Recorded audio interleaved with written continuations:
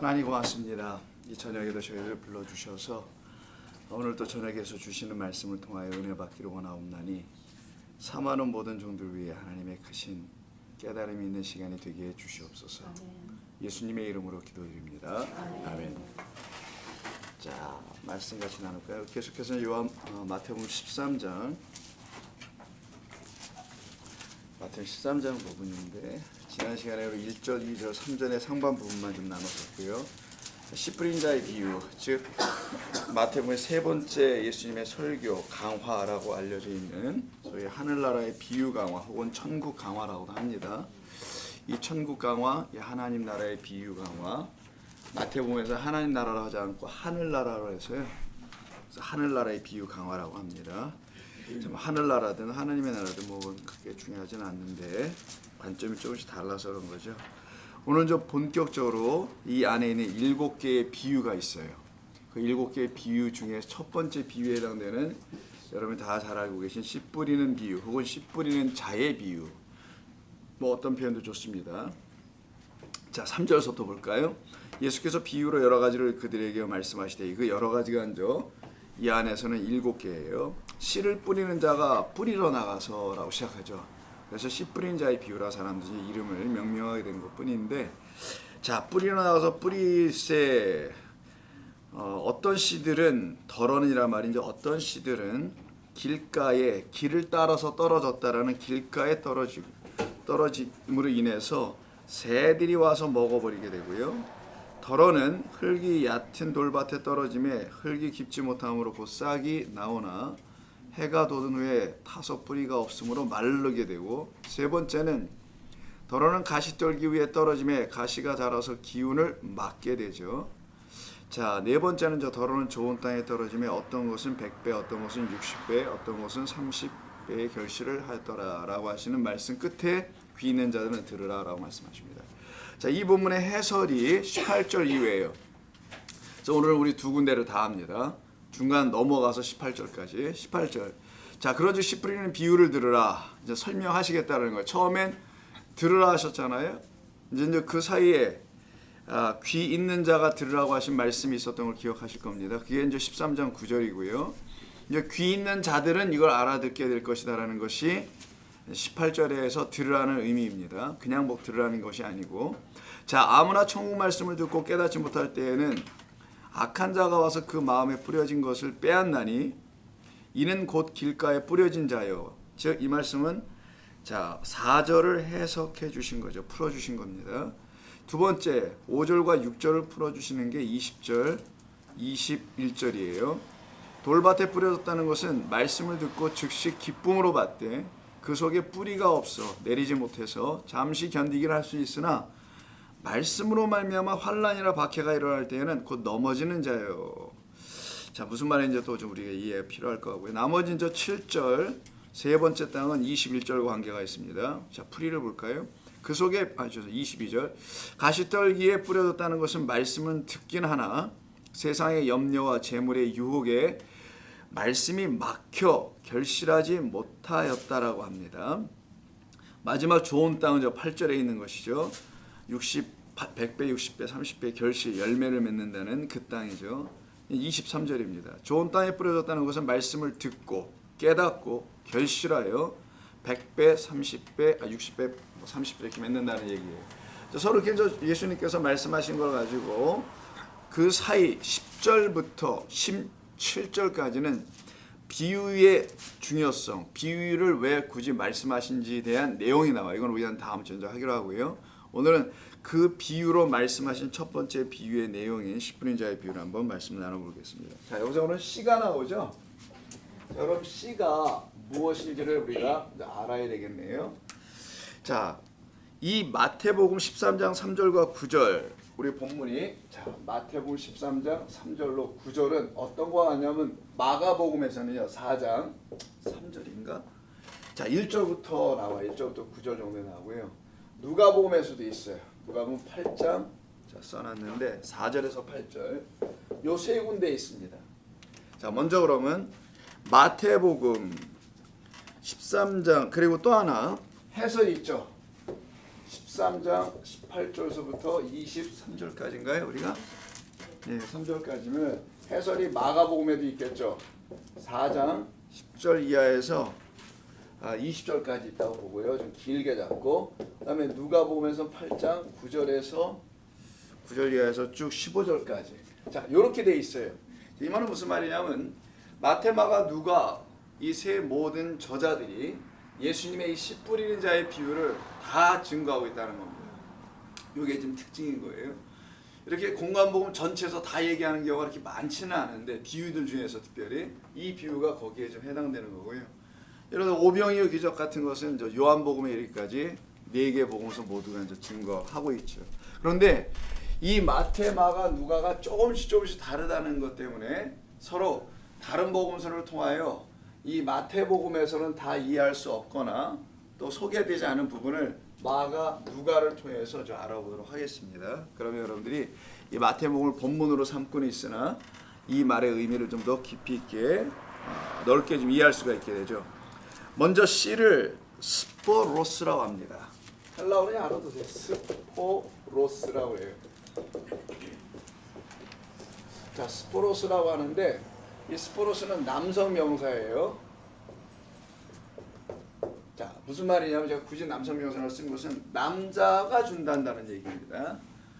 씨는 남자가 주는 것이다 라는 걸 전제로 해서 씨라는 단어 자체도 헬라 사람들에게는 남성 명사로 사용했다는 것. 자, 먼저 마태복음에서 한번 볼게요. 마태복음에서 씨에 관련된 말씀. 이 씨가 도대체 무엇이냐는 거죠.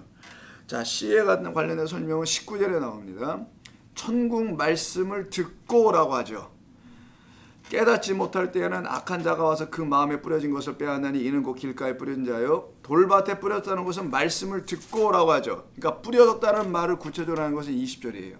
즉 20절을 근거해서 본다면 씨는 말씀이라고 말하는데, 자, 씨는 일단 말씀. 근데 이게 천국의 말씀이라고 되어 있죠.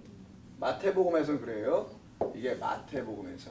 자, 근데 우리 번역엔 천국이라고 써 있지만 원래 본문에는 천국이라고 되어 있지는 않고 천자는 없어요. 나라만 있으면서 그냥 그 나라의, 정확한 건 그 말씀이에요. 자, 여기 하나 있습니다. 자, 그 말씀, 여기도 그 말씀이고요.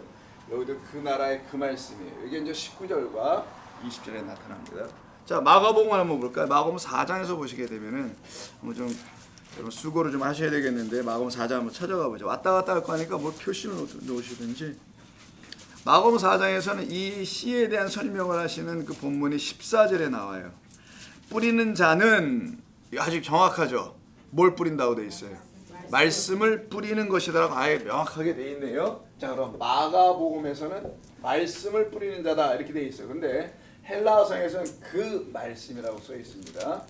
정관사가 이렇게 다 붙어 있어요. 마태, 마가 모두가 그 말씀, 어떤 정해진 말씀이라는 의미죠. 그래서 정관사를 그냥 써 놓습니다.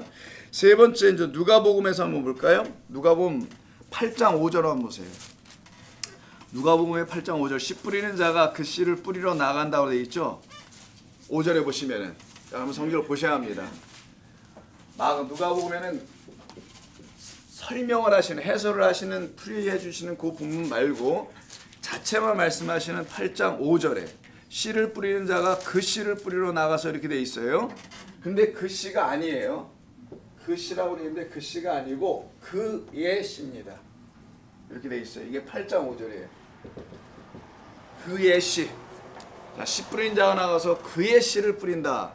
그럼 이게 씨 뿌린 자의 그 사람의 씨가 될 수도 있고, 아니면 뭐 다른 사람의 씨가 될 수도 있고, 여러 가지 환경이 주어질 수 있는데, 어쨌든 그의라는 his, 영어로 하면 더 편하시죠 여러분. his예요. his seed를 뿌린다 그렇게 돼 있어요. 여기는. 그런데 이걸 해설해 주시는 말씀이 있는데 한번 11절을 보세요. 풀이해 주시는 이 비유는 이러하니라. 씨는 하나님의 말씀이여라고 돼 있네요. 여기서요. 자, 그러면 자, 마가복음에서는 그 말씀이라고 돼 있는데 누가복음에서는 하나님의 말씀이다라고 돼 있어요. 자, 근데 이렇게 돼 있는 건 우리식의 번역이고요. 정확하게는 그 하나님의 그 말씀 이렇게 써 있어요. 제가 굳이 그 하나님의, 이거 이자로 보이겠다. 그 하나님의 그 말씀이라고 쓰는 이유가 좀 이따 설명드릴 이유가 있어서 이렇게 표현을 굳이 하는 겁니다.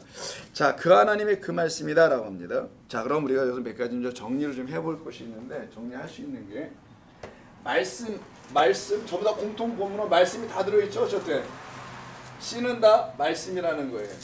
근데 여기는 그 나라의 말씀이라고 되어 있고요. 여기는 그 말씀이라고 되어 있고 그냥 아무것도 붙어 있지 않고, 누가 보면은 그의 시라고 되어 있는데 이걸 그의 시를 푸는 것이 하나님의 말씀이라고 되어 있어요. 자, 그럼 이때 말씀이라는 헬라어를 뭐를 썼냐면 이 복음서 전체가 공동으로 전부 다 하나도 틀리지 않고 똑같이 쓴 게 호로고스라고 써놨더라고요. 자, 호로고스예요.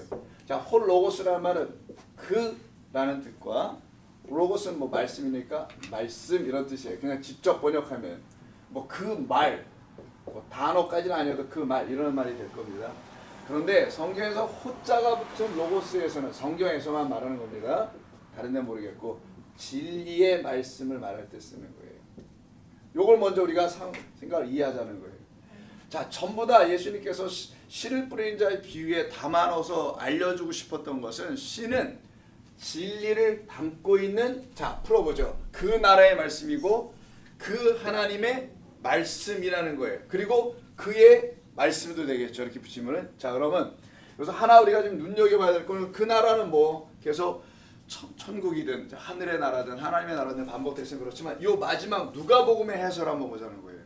자, 순서로 보면 마가가 제일 먼저 쓰였다라고요. 마태가 두 번째라고, 뭐 누가가 세 번째라는데 갈수록 좀 더 발전이 있었다고 볼 수 있겠죠. 아니면 그들이 그 편지를, 이 서시 복음서를 읽는 대상들인 교회라고 하든지 뭐 공동체라든지 그 사람들이 갖고 있는 하나님의 말씀에 대한 수준, 이해, 문화, 환경 이런 것과 관련해서 누가는 또 마가는 마태는 다르게 조금씩 표현할 수 있었을 겁니다. 그러나 하나도 바뀌지 않은 것은 홀로고스가 다 있더라는 거예요.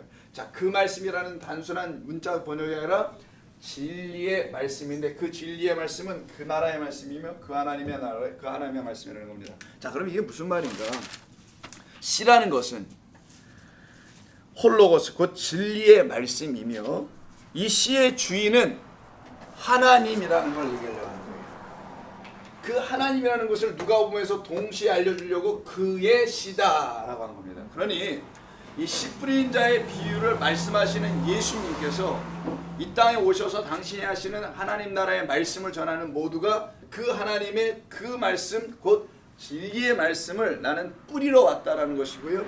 그래서 예수님은 나의 말을 하는 게 아니라 그 하나님 아버지의 말을 하는 것이라고 말씀하는 겁니다. 그럼 여기서 이제 씨가 정리가 되시겠죠. 자, 씨는 여러분 말씀하시는 뭐 대추씨 뭐 이런 씨들이 아니고 하나님 나라의 말씀을 말하는데 그것은 진리를 담은 하나님의 말씀인 것이에요. 그래서 하나님의 말씀을 들을 때, 귀 있는 자들이 들을 때는 그냥 말로 듣지 않고 그 안에 담아 놓으신 하나님의 말로 듣고 더 구체적으로는 진리, 참된 것으로 들려질 거라는 거예요. 아, 이게 나에게 참되다. 이건 내게 진짜 필요하다. 이건 나에게 진짜로 다가와야 한다. 이렇게 들려지도록 되는 말씀으로 들을 수 있을 때 귀 있는 자가 듣는다고 하는 거예요. 그런데 이걸 그냥 듣고 말아보려면 비유로 그냥 듣고 말아버리고 그냥 씨 뿌려 나갔대. 뭐 이 정도 수준으로 듣고 말아보면 안 되는 거라는 것을 말씀합니다. 그래서 요 앞에 누가가 그 하나님의 나라의 말을 썼던 것은 호데오스라고 하는데 이걸 여러분 요한복음 1장에서 할 때도 들었으리라 생각하는데 그래서 한번 다시 한번 볼까요? 요한복음 1장. 누가복음 다음에 요한복음 1장 가서 보시면 1장 1절에 다 나오죠. 자, 태초에 말씀이 계시니라 할 때 이때 말씀이 홀로고스예요. 그냥 말씀이 아닙니다. 말씀, 진리의 말씀은 이미 태초, 창세 이전서부터 창조와 더불어서 있었다라는 것이겠죠. 근데 그 진리의 말씀 홀로고스가 하나님과 함께 계셨으며 이 말씀은 그 하나님이라 할 때 이 홀로고스라는 그 말씀이 하나님과 함께 계셨다고 할 때 그 하나님, 첫 번째 나온 하나님이 있고요. 두 번째 하나님이 또 나온다면 1절에.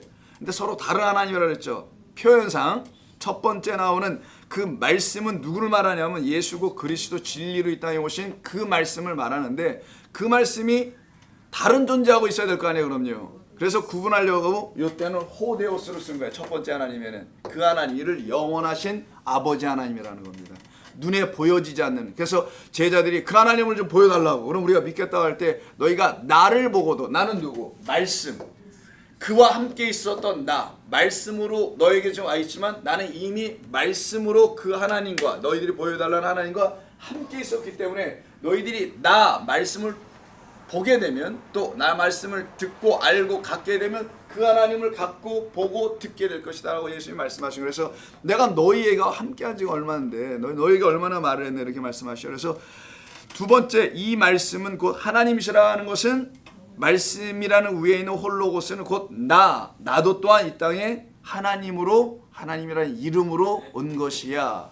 근데 아들로서의 하나님이라는 걸 구분하려고 여기에는 호가 빠져요. 여기에 없고, 두 번째는 요것만 있는 거예요. 데오스라는 신이라는 뜻을 갖고 있는. 그래서 예수 그리스도를 말하는 것은 두 번째 하나님, 정관사가 없는 걸 말하는 건데, 누가복음에서 지금 잘 보세요. 누가복음에서 그 또한 그의 씨라고 말하는 그애가 누구냐면 요 호데오스라고 하는 하나님, 영원하신 아버지 하나님, 눈으로 관측될 수 없는, 감지될 수 없는, 그래서 사람들이 믿을 수 없고 믿고 싶어 하지도 않고 믿어지지 않는 그 하나님의 말씀이 바로 씨다. 자, 이것을 우리가 기본적으로 좀 이해하고요. 그 씨가 1장 14절에, 요한복음 1장 14절에 말씀이라고 했잖아요. 홀로고스, 그 말씀, 그 진리의 말씀인 예수께서 오셔서 하시는 말씀은 어떤 것이냐? 육신이 되어 우리 가운데 거하심에 우리가 그의 영광을 보니 아버지의 독생자의 영광이요 은혜와 진리가 충만하도다. 그래서 그가 우리 가운데 거하실 수 있는 육신으로 오셨다는 것을 말하죠. 그것은 말씀 육신이라는 것을 말하기도 합니다. 말씀을 가진 육신, 이런 의미죠. 그래서 우리가 육신을 갖고 있는 존재들이지만 더불어 진리를 갖고 있는 육신인 그런 존재들로 우리를 이루어 가시기 위해서 그 말씀을 영접한 모든 자들에게는 그렇게 역사하실 거라는 걸 말하는 겁니다. 자, 또 한번 가볼까요? 그래서 정리하면 하나님께서 당신의 진리의 말씀으로 보내실 그의 독생자 예수 그리스도를 당신의 백성들에게 주시는데, 뭘로 주시냐? 인간으로 주시는 게 아니고 사람으로 주는 게 아니라 그 진리의 말씀으로 주시겠다는 걸 말씀한 거예요. 마치 씨니까 우리 일반적으로 자연계에 있는 모든 씨들 있잖아요. 그 씨가 땅에 뿌려져서 혹은 땅에 떨어져 자연적으로 떨어질 수도 있습니다. 사람이 뿌릴 수도 있지만 여러분 꽃을 보면 자연적으로 떨어지잖아요. 떨어지듯이 진리의 말씀으로 오신 예수 그리스도는 우리의 마음과 영혼에 뿌려질 때에 그걸 영접한다라고 성경이 말하는 거예요. 그래서 바로 이 씨에 대한 이야기를 우리 주님께서 시작하는 겁니다. 당신을 말하려고 하는 거예요. 내가 씨다라는 거예요. 내가 그 진리의 말씀 보내진 자다라는 것을 말씀하시려고 하는 것이죠. 자, 그러면서 13장 다시 갈게요. 13장 8절, 18절을 보시게 되면은 해설하는 부분을 처음 것은 한번 다시 한번 보세요. 그런즉 씨 뿌리는 비유를 들으라 하죠. 우리말에는 들으라가 맨 뒤에 있지만 본문에는 원문에는 들으라가 맨 앞에 있어요. 들으라는 겁니다. 뭘 들으라? 이거 어디서 많이 들어본 건데 신명기 6장 6절을 한번 가서 볼게요. 자, 신명기 6장 6절에 뭐라고 말씀하는지 한번 보겠습니다. 자, 신명기 6장 6절.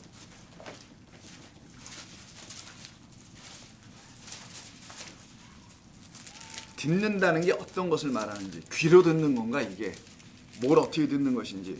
자, 6장 6절. 너는 마음을 다하고 뜻을 다하고 힘을 다하여 대하는 여를 사랑하라. 너무나 잘 알고 있는 말씀 다음에 이런 말씀이 있어요. 오늘 내가 내게 명령하는 이 말씀을 마음에 새기라 라고 말씀하죠.